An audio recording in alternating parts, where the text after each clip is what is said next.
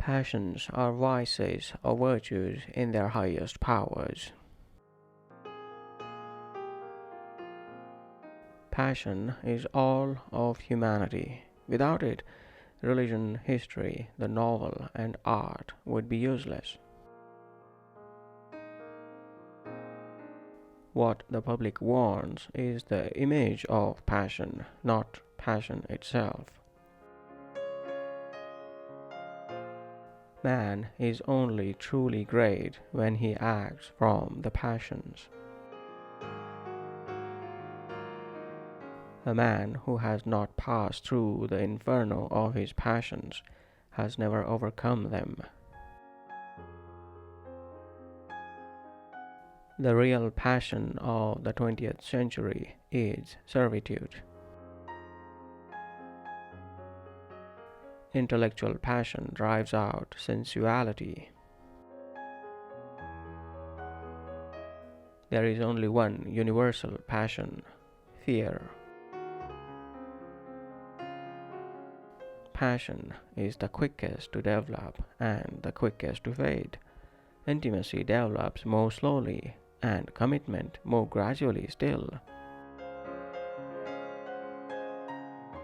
The only difference between a caprice and a lifelong passion is that the caprice lasts a little longer.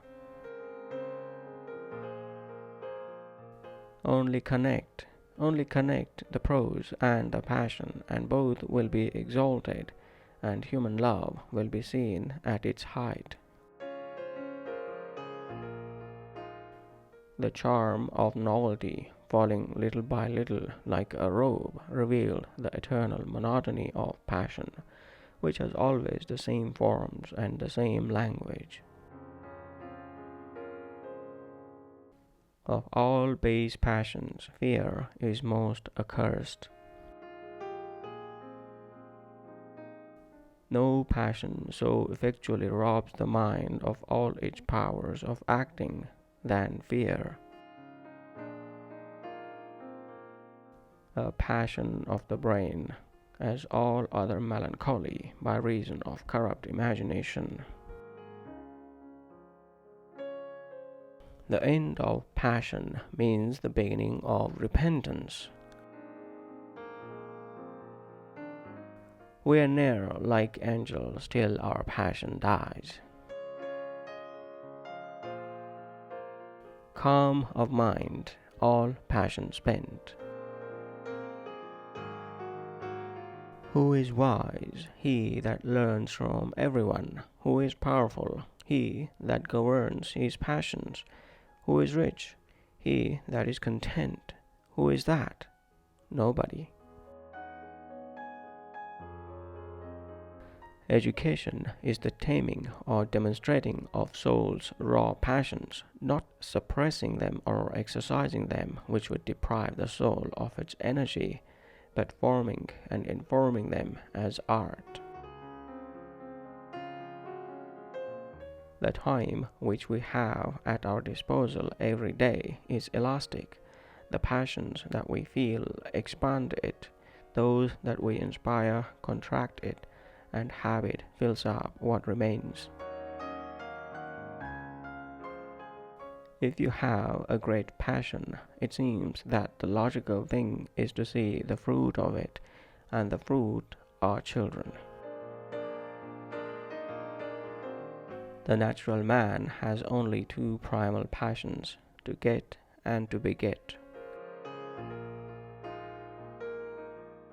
The pleasure of love is in loving.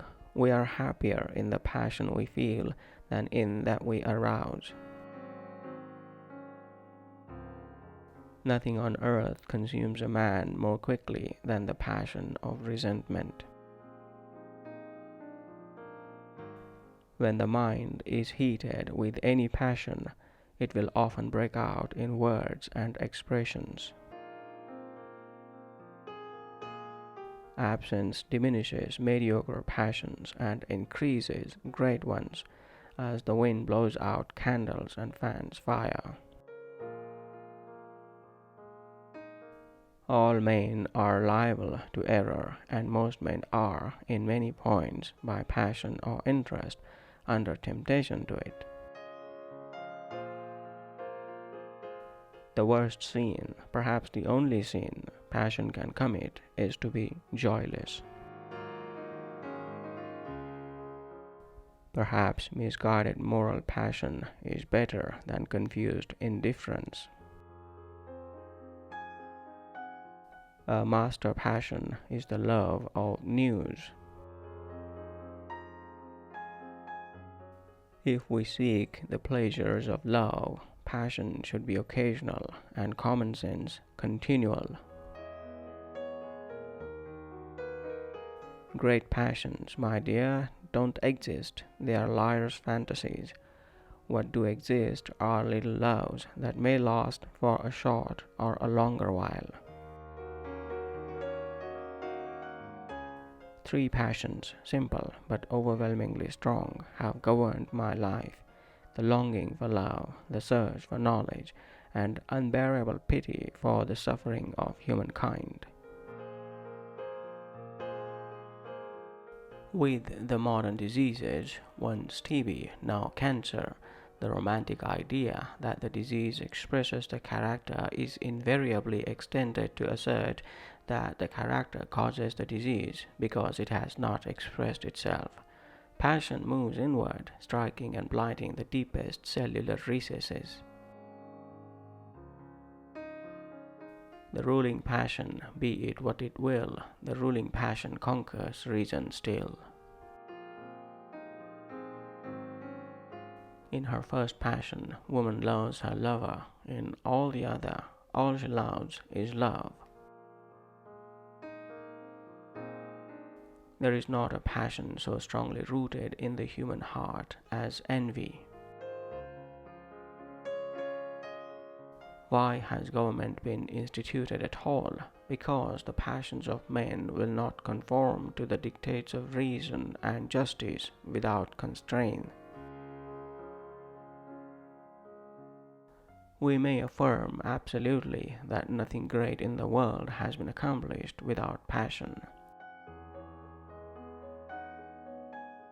What is passion? It is surely the becoming of a person. Are we not, for most of our lives, marking time? Most of our being is at rest, unlived. In passion, the body and the spirit seek expression outside of self. Passion is all that is other from self. Sex is only interesting when it releases passion.